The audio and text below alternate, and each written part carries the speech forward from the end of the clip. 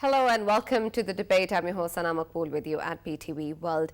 In today's show, we will be taking a look at three important stories around the world and within Pakistan as well. The first is with reference to Prime Minister Shehbaz Sharif's visit to Turkey. It is a three-day official visit on the invitation of the President, Recep Tayyip Erdogan, and this visit will be looking across different fields and sectors and areas of interest. The delegation that is also accompanying the Prime Minister is also comprised of businessmen, and the target, according to the PM, also is to expand the economic cooperation mainly between Turkey and Pakistan as well as other bilateral relations between the two countries as well. This is going to be the first time that Prime Minister Shehbaz Sharif will be going to Turkey since he has assumed office, and it's an important visit because when we look at the different areas in which Pakistan and Turkey have been collaborating with each other and cooperating with each other, there is of course a lot of potential to enhance and increase those engagements as well. So we'll take a look at this particular visit and the outcomes that we hope are going to come out of it, and what are the areas that Pakistan and Turkey can further explore. We'll also be taking a look at the situation in the world, what is going on in reference to the Ukrainian crisis, something that we have extensively covered in the past as well. Unfortunately, it has not come to any logical conclusion as yet, and the people of Ukraine keep on suffering. We also know that there is a lot of talk among the European Union leaders as well, who are considering what needs to be done with regards to Russia, and then of course to offer support to the people of Ukraine. There have been sanctions in the past as well. There have been increasing sanctions on Russia. However, we have not moved closer to dialogue in terms of the end of the conflict. So we'll be talking more about the situation in Ukraine and what can be done about it, or what do we see in the future, and how are we going to expect the European Union and other countries across the world to react, and the step forward that they seem to be deliberating upon.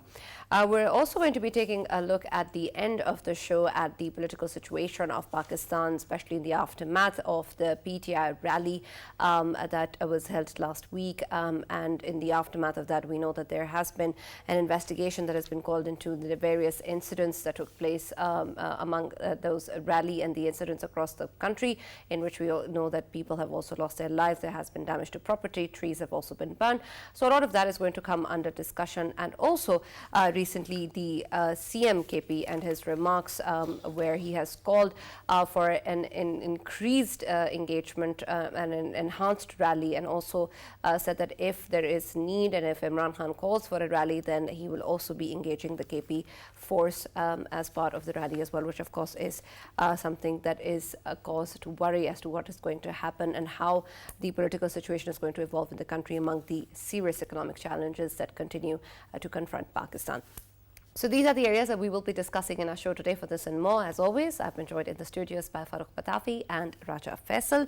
And for our first segment on the Prime Minister's visit to Turkey, I've been joined by Professor Ahmed Usul, who's Director of Orsam Center for Middle Eastern Studies. Thank you very much, Professor Ahmed, for joining us. I hope I pronounced your name correctly. When we look at the situation in terms of Pakistan's developing relations with Turkey, there are, of course, strong historical ties that the two countries share. And because of that, we've always had a relationship with Turkey which is very dear to Pakistan. But when we look at the vast potential that exists between the two countries, it seems that a large area is still perhaps unexplored or untapped, and there are many different ways and avenues that can still be explored. This is going to be Prime Minister Shehbaz Sharif's first visit to Turkey since assuming office. What do you think would be the core agenda items or areas under discussion that should be explored between Turkey and Pakistan?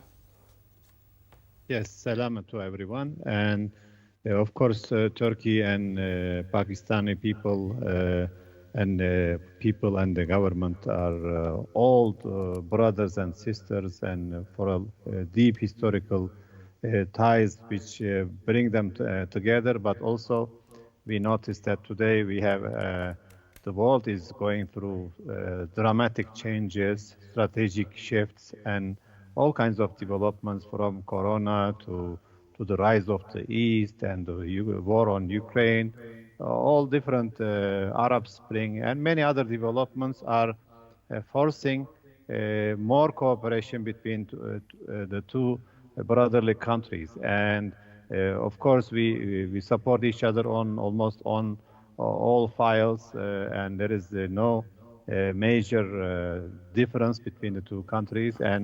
But the relations, the actual relations, and the law and the admiration with each other does not is not parallel to the actual level of economic cooperation, military cooperation. Of course, there is a lot of developments in recent years, but the level of partnership, the level of trust, I think is a lot bigger than the actual achievement. So we have a lot to achieve together. We have a lot of common interest, a Right, lot of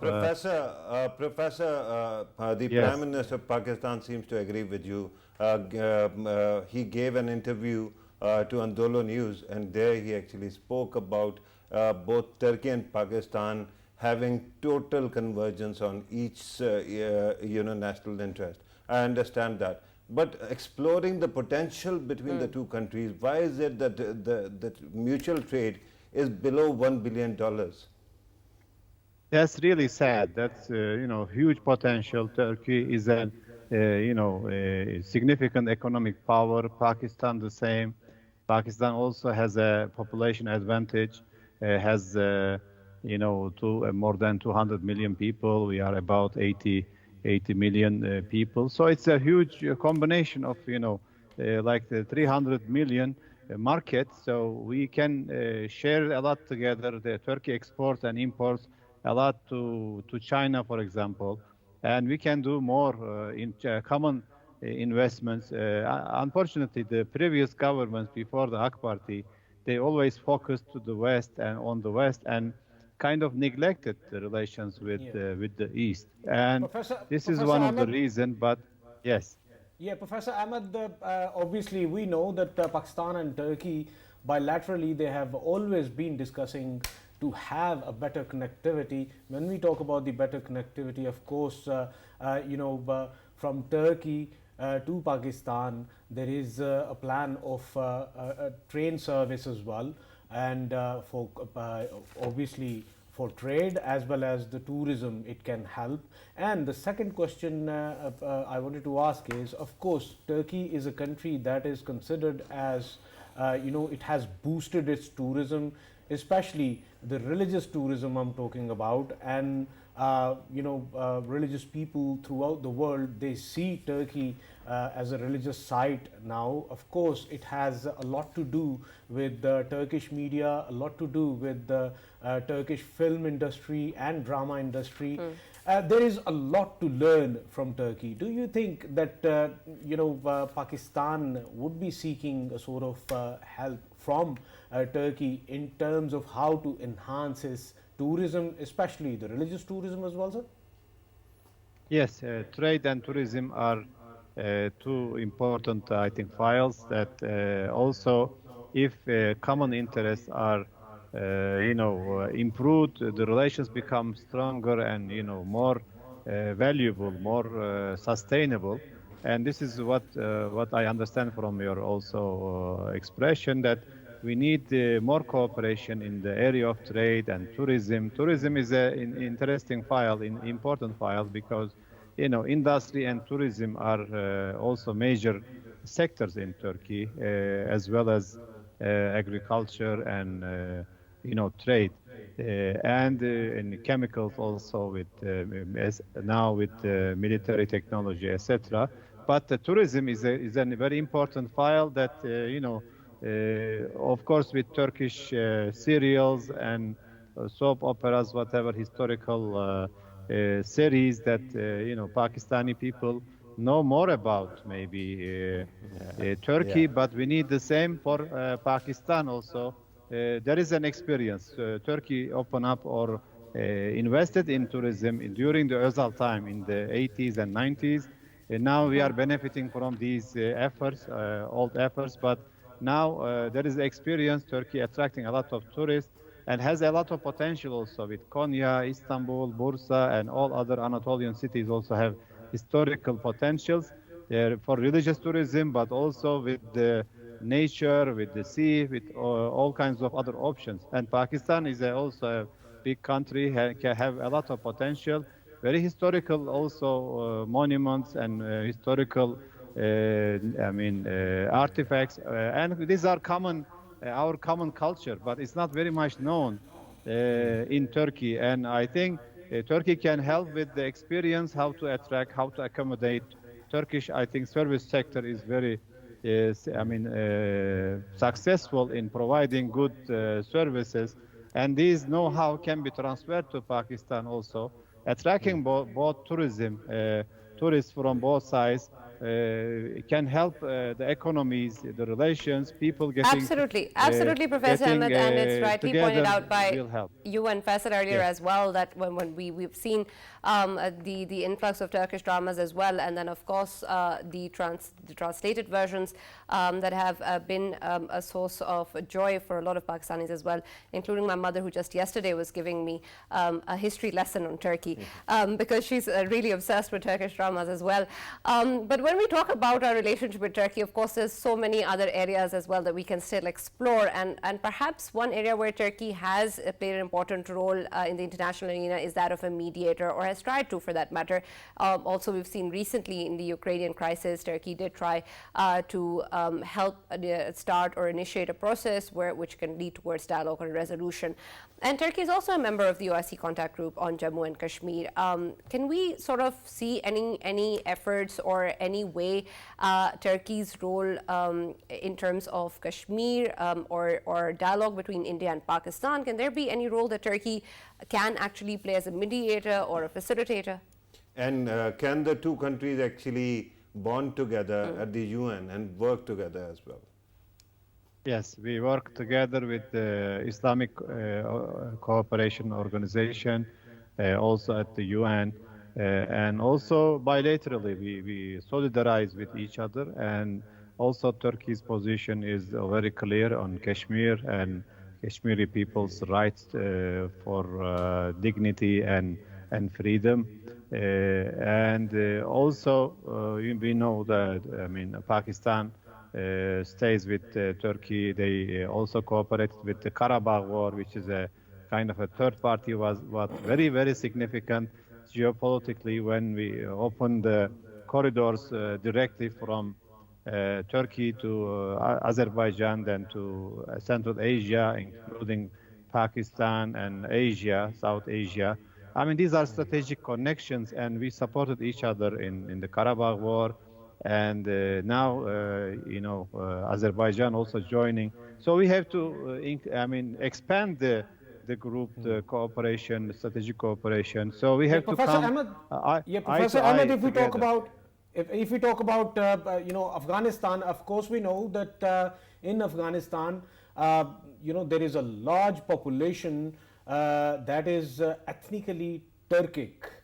And of course, if we talk about the Tajiks, if we talk about the Turkmen, if we talk about the Uzbeks, of course, Turkey has a lot of role to play within Afghanistan. And right now, there is a humanitarian crisis, which is a concern for Pakistan, a huge concern for Pakistan, because it's our neighboring country.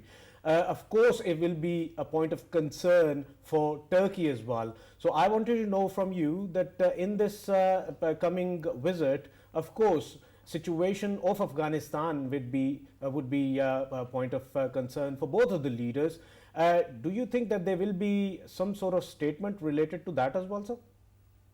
I think so. I think the stability and the prosperity is a joint concern for both countries. And Afghanistan is our brothers. We have Turkic, of course, brothers and sisters there. But also, Afghanis are our brothers and sisters. Similarly, Pakistanis, we are in the same family. So their wellness is very much relevant for all of us. And we want, of course, after the destruction of American invasion for more like 20 years, and they just left destruction. They even confiscated their money present in their banks. This Afghani money are spent. Half of that money went to American pockets. They are used to, taking rather than giving. We Muslims, we like to share, we love to give. We also believe in charity. We believe also, our Prophet said, if your neighbor is hungry, you are not from us or with us. I mean, this is Absolutely. this is Professor, yes. Professor, earlier you said that we are part of the same family, but who is elder, who is younger matters. I say this because we Yes. Pakistanis believe that Central Asia is the a hub of South Asian culture, or origin of South Asian Islam, and then Central Asia owes its culture to Turkey. So there is this bond that can actually be strengthened. But recently, in the past 1 week or two, the Prime Minister of Pakistan actually suggested that it is time to expand CPAC and include a third party, Turkey being the third party. Do you think that there is a possibility that Turkey might also explore the possibility of joining CPAC and how it can complement the arrangement?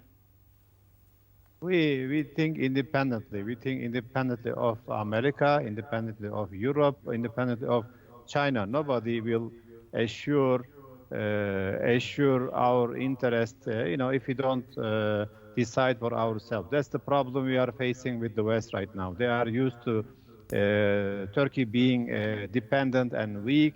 Right now, Turkey is demanding the equal treatment and also, demanding their own legitimate rights and interests, and they are not happy about that. And similar principles apply to China. Of course, CPAC is with bilateral with Pakistan and China, but we don't wanna bet on one basket, put all of the eggs in one basket. And also the position, geopolitical position of Turkey doesn't allow to side either with Russia or with the West or with the East. So it is better for Turkey to be independent and neutral and also try to balance between the two sides, because we know that if we side with one party, the others are directly shooting at them. Right now, they are just pinching us. They are like small pain we are feeling because of being independent.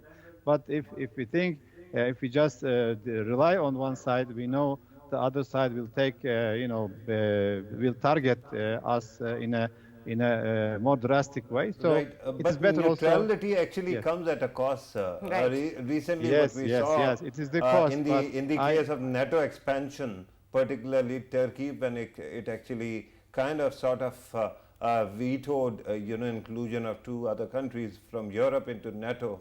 At that time, we saw that there was a reaction. Don't you think that in coming days it will become harder and harder for countries to be independent? Particularly, your country has started facing the music because of S-400 procurement. Yes, definitely. And the freedom has a price. So we are paying that. But I always tell to my students also, I'm a professor at Istanbul University, telling if we surrender, our situation will be. I mean, now there are talk about pressure and sanctions, all kinds of things to make Turkey weaker.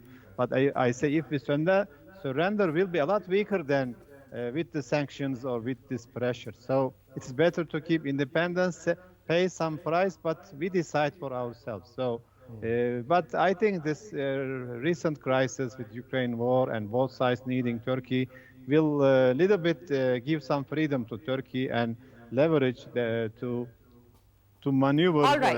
among Thank you so much, between both Professor sides. Ahmed, for joining us. Unfortunately, that's all we Thank have you. time for, but thank you very much for being a part of the debate and sharing your views with us. Farrukh, this is, of course, an important visit for Pakistan as well, also considering the timing of the visit and what's going on internally in Pakistan as well.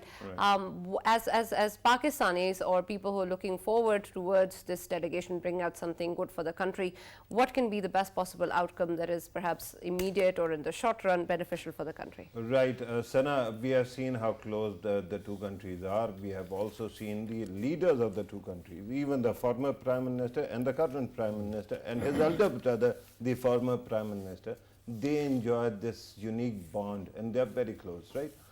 When you talk about cooperation between the two countries, I have a green passport, and on green passport I have traveled many parts of the world.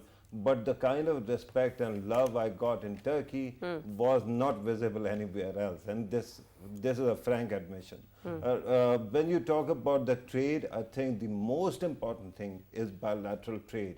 This is really horrendous number that one year we are actually exporting only 160 million worth of produce to Turkey. The next year it is around 200, 300 million.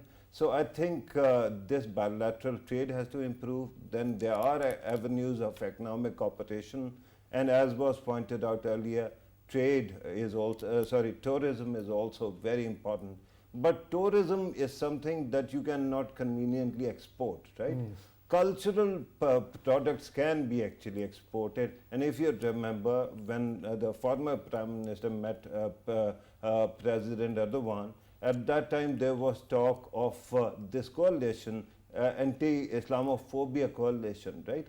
So we have to actually work on that as well, because both countries can complement each other and they can enhance their individual image in the Muslim world, and they can also take care of their own interest. Absolutely, and this is of course really, really important for Pakistan as well. We'll move on to our second segment, which is with reference to what is going on in Russia and Ukraine and the crisis that has gripped the country and the people of Ukraine for quite some time now. Bless you, Faisal. So when we look at what is going on, this is of course something that is affecting not just the people of Ukraine, but of course the people around the world as well, especially in terms of the food crisis. And this is of serious concern according to the humanitarian issues that also have come to the forefront, and also how the different countries around the world are going to respond and have been responding to the Russian actions as well. The people of Ukraine have also, of course, asked for help around the world, and Pakistan has also come forward and will be sending its second humanitarian assistance to the country as well to help the people. There are also European Union leaders who are sitting down and talking about different ways in which Ukraine can be helped and the situation resolved. But so far, we have not seen any tangible solution to how we're going to be able to proceed forward with this issue. Faisal, when we look at this particular conflict, this is something that has been going on for a while now, and we may be able to narrow it down to what Putin wants out of this whole thing. But when we talk about just the people of Ukraine suffering and the humanitarian crisis that is not just limited to the country, but now the world over as well, how quickly and urgently do you think that the world needs to respond? And do you think that the European Union leaders sitting down and talking about this issue will result in something soon? Sana, it is expected that they will, head towards it, because this is a need of the hour, and of course, humanitarian crisis within Ukraine would increase if they are late to tackle it.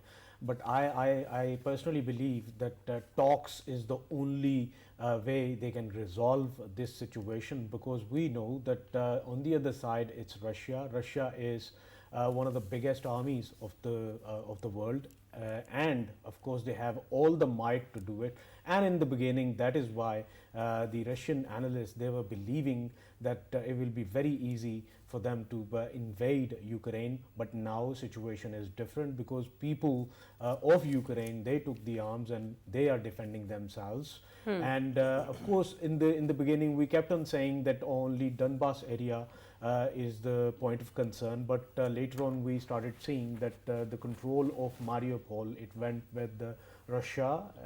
Eventually we started figuring out that they wanted to secure Crimea. That is why they created that arc in there.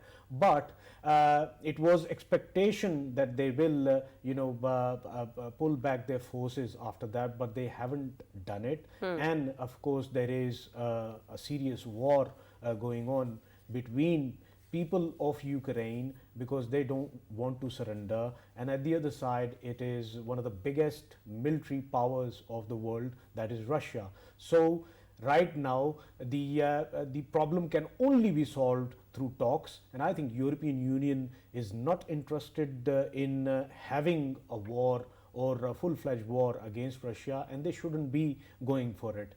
What they can do it is that constantly help Ukraine so that it can overcome this humanitarian crisis. Plus the neighboring countries of Europe, they are already helping, but they need to help the people who are obviously getting out of Ukraine.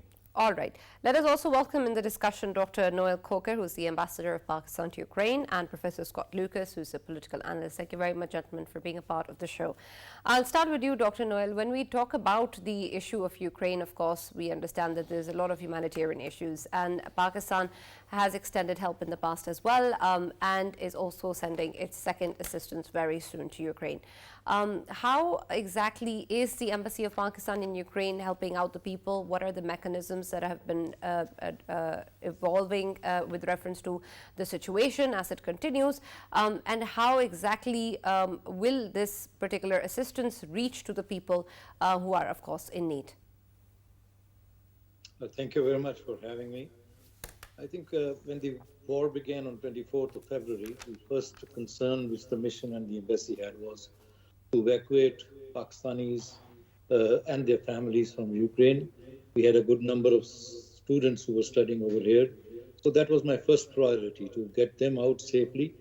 And they were studying and spread all over Ukraine. So it was a big logistical exercise to get them out, provide them a safe passage, and then transfer them to the neighboring countries, from where most of them were transferred back to Pakistan all the government of Pakistan, the neighboring countries, and their missions, including the ministry, played a very important role, where PIA also chipped in by providing aircraft. So that was the first concern in terms of reaching out to people, providing them a safe passage, mostly Pakistanis, but anybody who approached the mission, we also helped them, as you might have seen in those days, people from our surrounding countries as well. Now, after that phase, when the war escalated and it began to intensify, I think there is a huge wave of migration which started. I mean, the refugees who started leaving Ukraine, today, as we count for the numbers, there are about 6.8 million Ukrainians who are refugees outside in Europe and all over the world. Mostly they are women and children, because men between ages of 18 to 60 years are not allowed to leave the country. And even a larger number, that is about 8 million people, are internally displaced, because the war is more now defined in the areas which is to the eastern parts of Ukraine. So they have migrated from east and southern part of Ukraine towards the west and other areas from where they are internally displaced. So they all need help and assistance. And I think all countries internationally are looking at this as an issue.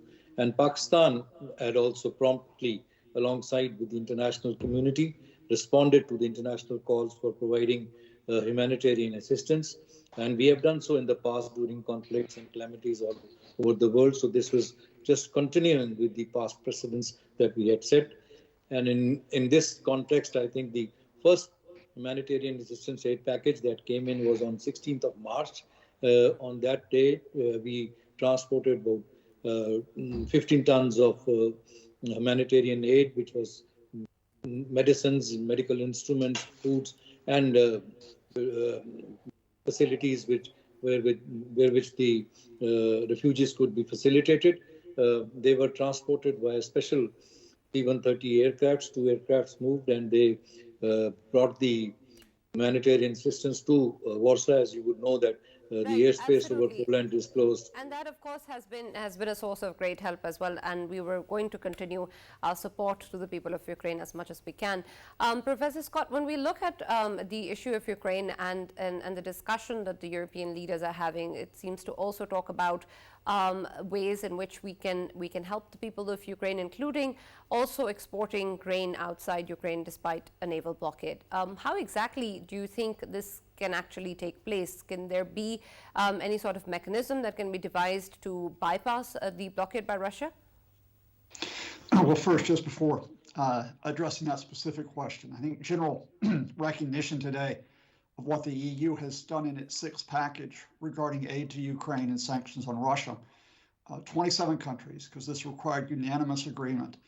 And despite Hungary in particular, whose leader Viktor Orban is very close to Mr. Putin, holding out, this has gone through, which is a significant reduction, not a complete cutoff of Russian oil imports, but a 75% reduction immediately and 90% by the end of the year.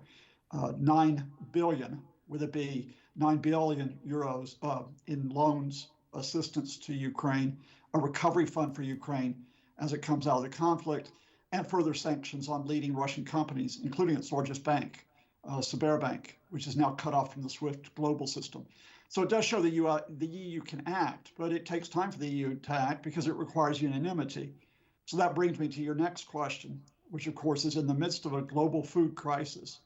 Russia's blockade of these Ukraine Black Sea ports, which is threatening an additional 45 million people with food insecurity. And it is very difficult to arrange the logistics of that without actually confronting the Russian Navy. You know, unless you want to have a fight in the Black Sea, how do you move those supplies out through other routes? Now, some of the food supplies have come out through railways into Poland, but that's only a very limited portion of the significant amount of grains and wheat that Ukraine provides. And so you're really talking about a significant logistical arrangement, not only involving the EU, but the United States, and indeed other countries from other parts of the world, trying to set up new supply lines if we're going to get around this Russian blockade, which will not be lifted. I mean, this is a Russian chokehold. Professor Lucas, can you also shed some light on the state of affairs and how exactly the things are shaping up?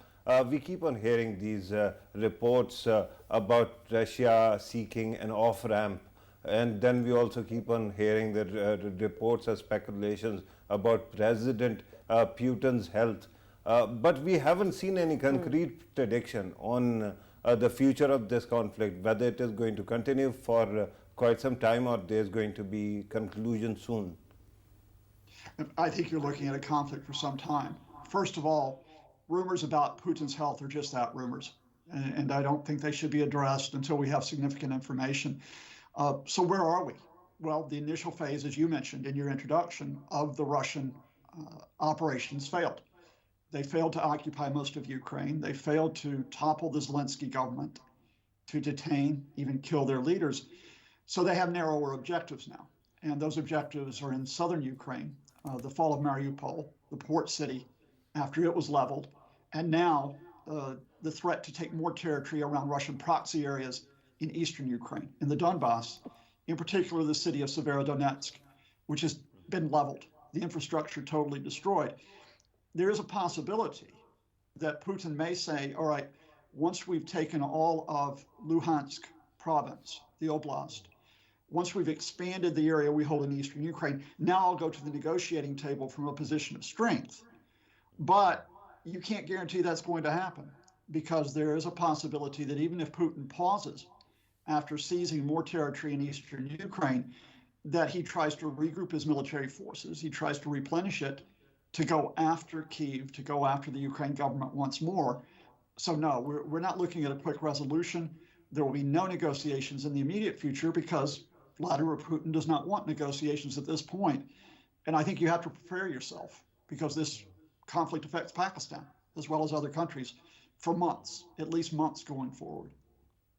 Absolutely. Dr. Noel, when we look at the situation in Ukraine, of course, you'll have a better idea of what the situation is on ground, and perhaps how the people of Ukraine are also viewing this conflict. This has been something that has been going on for long, but the sentiment that exists in Ukraine with regards to the conflict or Russian moves as well, what exactly are the people of Ukraine thinking in terms of any political resolution or a resolution of the conflict, or are they expecting any sort of escalation that will continue for months or perhaps years to come?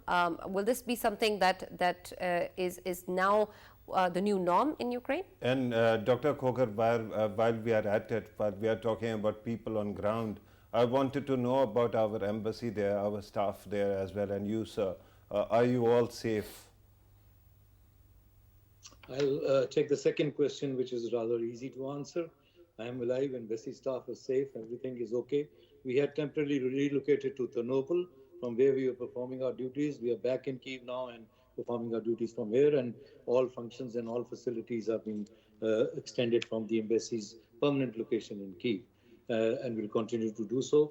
The first question that you asked is, I think I will second with my doctor who said earlier that as far as the negotiations are concerned, there is no negotiation going on. There are some talks which are basically centered around the humanitarian assistance and some prisoner exchange, but nothing more than that. and it looks that both sides are looking at the situation on ground as to what is the outcome of the military conflict, and then maybe that there is a time to go to talks as to who comes out as a victor over there and then dictates its conditions. I think that is the way it is going to go as we look at it now. The people of Ukraine do not want to become a colony of Russia. They have resolved and shown their resolve different ways, by fighting also, but internationally reaching out through diplomacy and all ways which they can extend that they want Ukraine, which is sovereign, which is independent, and there is also a concern which some European countries indicated that probably a negotiated solution can be found if Ukraine cedes some territory, to which the Ukrainians have said a big no. So that is also not happening. So as said earlier, this is something which is going on because from a blitzkrieg, it has become a grinding war in which the scorched earth policy is being followed. And I think there is little success which is being achieved by Russia over here. And it is very difficult for it to also continue because there are casualties and attrition rates are very high on both sides. So negotiated solution, in short, not yet on the table. Military conflict likely to continue, and it's going to affect the neighboring countries and the world over. Right, Professor Lucas, I wanted to actually ask about something which is very weird. We are talking about countries which are of humongous population. Russia is not a small country, but we have seen this sudden, flatness of thought, like this Z campaign, the way it has been going on. We have seen it in many other countries as well. All nuances gone. People are just, gathering in support of one slogan or one idea, and somehow everything is filtered out. Why do you think it is happening in this century, in this decade, sir? Well, it's happened on many occasions before. There have been leaders of countries who, when their countries are in economic trouble, when they want to leave a personal legacy, they will turn to war. We've seen it in all continents of the world. We haven't seen it just in this decade. This is just simply a very prominent example, because here what you're talking about, first of all, from the leadership is Vladimir Putin, who is almost 70 years old, who wants to leave a legacy, because he may not last that long. I'm not saying he's terminally ill, but he's thinking, look, I've been here in power for 20 years. What do I have to show for it? The Russian economy, even before this conflict, does not parallel economies in other parts of the world, not just Europe, the United States. Think of China. Russia's influence around the world has actually been not really that great in recent decades. Yet he's the man who has always talked about reviving Russia, bringing it out of the post-Cold War depths. And at the same time, I think he and his inner circle genuinely believe that Ukraine should be part of a greater Russia. So let's have a war. And the thing about this is that when you have control of most of your state media, when you are prepared to limit, even wipe out the independent media, you put those slogans in night after night after night. The letter Z, as you noted, the idea that, and the false idea, that Ukraine is run by Nazis, the idea that neo-Nazis are carrying out a genocide of Russians. And a lot of people don't have the time or space to say, wait a minute, we're being played for fools here. Now, if this war drags on, if it carries on for months, maybe more Russians will question the conflict. But here's another thing you see in most countries. In the initial months of a conflict, the patriotic thing to do is to support your government, to support your leadership. And in Russia right now, to stand up against this war is a very brave act to carry out. And so for the moment, no, Vladimir Putin will not be overthrown. There will not be a popular rising in Russia. There will, however, be this grinding effect on the Russian people economically, politically, and militarily, as some of their boys come home in body bags and some of their boys don't come home at all. Exactly. Professor Scott, earlier, of course, Dr. Noel highlighted a point in which he said that, of course, Ukraine is not ready to give up any land that belongs to Ukraine. But here is the situation, here is the claims of Russia. They have been claiming that ethnically majority of the population, around 80 to 90% of the population of obviously Donbass and Donetsk and everywhere, that is Russian. So that is why they are there. But by the looks of it, looks like that this war strategy was implemented by Russia to gain a position in which from Donbass to Mariupol and heading towards Odessa, what they want to do is they want a control over the coastal side. Obviously, they do not want to give any access to Ukraine towards the Black Sea. By the looks of it, it looks like this. Is it possible that, of course, today's Ukraine is not agreeing with anyone to give up that land in future for the humanitarian cause and for the better results on ground in terms of humanitarian crisis? Can we see United Nations or someone else intervening and conducting a sort of plebiscite in the eastern areas to declare and to get Russia on the table for the negotiations? Will Ukraine settle for the broken, crippled rump of a country, sir? So let's deal very quickly with propaganda, then with reality, and then we'll bring the wise ambassador in to see if I'm right about this.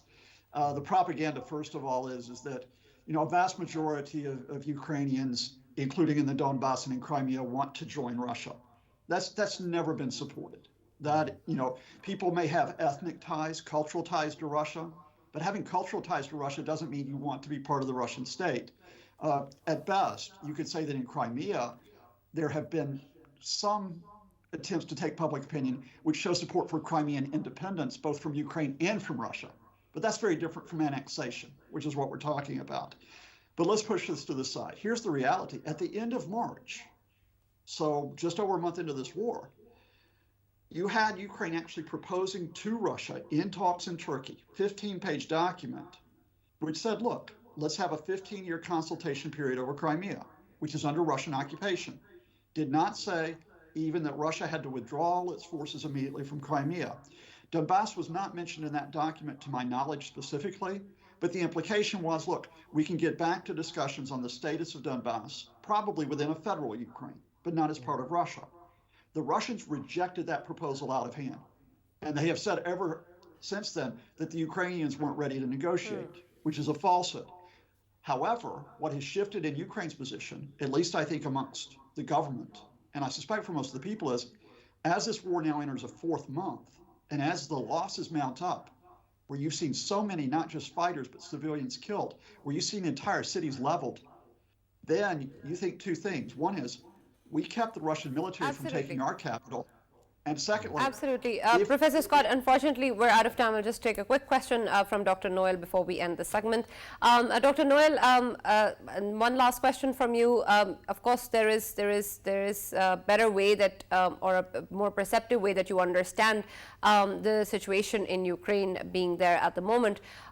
Do you think that there is any sort of a distinction or any lack of understanding between what is really going on inside Ukraine, or what the situation is like for the people of Ukraine, than how the world actually is looking at it or understanding the situation at the moment? Is there any difference in the way that you look at the situation, or the people of Ukraine are living the situation and the world's understanding of it?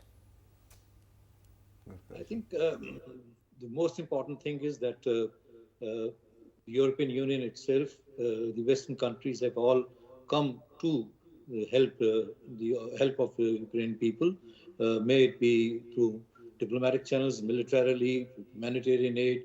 They have received a tremendous support in their effort and war against Russia. That is for one thing. You look at the refugees which have been accepted. Poland has accepted. What was the condition? You can draw a similarity between what Poland is to Ukraine today, Pakistan was to Afghanistan many years ago. And so this is the same condition, accepting open-heartedly welcoming refugees. And these are not refugees Poland, for instance, are not in camps or somewhere. They have host families, they are living with them, the government is supporting them. But yes, the questions are for how long and for how much and how many more would come to that side. So the perception about is the West fatiguing now at this stage to accept more economic crisis or more refugees and more secondary and tertiary effects into their economy and politics. Right. Yes, it is becoming evident a little bit, and that is what we have to take note of. There are All about right. two sides in it. One side is the peace side, which looks at negotiations now, bring an end, and continue to negotiate. The other Absolutely. side is looking at a Right. Thank you victory for very much, Ukraine. Dr. Noel Coker, for joining us, and Professor Scott Lucas for being a part of the debate. Unfortunately, that's all we have time for. We'll take a quick look at this package as prepared by our team regarding the political situation in Pakistan and what is going on in our own country. Let's take a look at it.